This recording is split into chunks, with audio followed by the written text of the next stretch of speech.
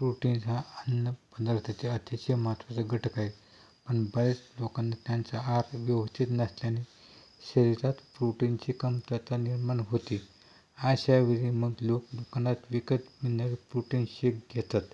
पण ते घेण्यापेक्षा तुमच्या घरामध्ये असे काही पदार्थ आहेत ते तुम्हाला भरपूर प्रमाणात प्रोटीन देऊ शकतात. हे पदार्थ नेमके कोणते आहेत ते जाणून घेऊयात.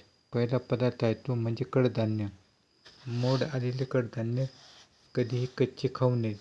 यामुळे बॅक्टेरियल इन्फेक्शन आणि पोटाच्या अनेक समस्या निर्माण होऊ शकतात.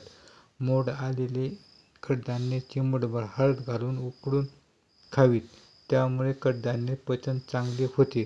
कडधान्य पचायला सोपे होण्यासाठी त्यात जर काही सूक्ष्म जीवाणू असतील तर ते काढून टाकण्याचे कडधान्य शिजवल्यावर उत्तम. शक्यतो रात्री कडधान्य खाण्याचे टाळावे, कारण यातील प्रोटीन पचवणे शक्य असले तरी ते पचवण्यास काही काळ जावा लागतो. तसेच दुसरा पदार्थ म्हणजे मूठभर सुकामेवा. त्यातून खूप चांगल्या प्रकारे प्रोटीन मिळते.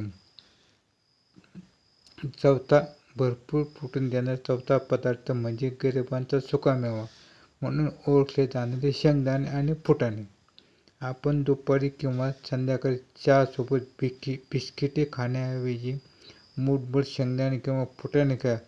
प्रोटीनची कमतरता दूर होण्यास मदत होईल.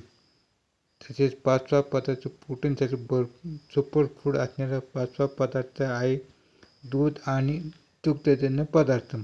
यासाठी दररोज एखादा ग्लास किंवा कपभर दूध, तूप, पनीरची भाजी, पनीर पराठा, दही भात, कढी भात, ताक, दही पराठा अशा वेगवेगळ्या मार्गाने दुग्धजन्य पदार्थ खाऊ शकता. तरी आपण प्रोटीन मिळण्यासाठी व आपले आरोग्य उत्तम राहण्यासाठी रोज हे प्रोटीन देणारे पदार्थ खावेत.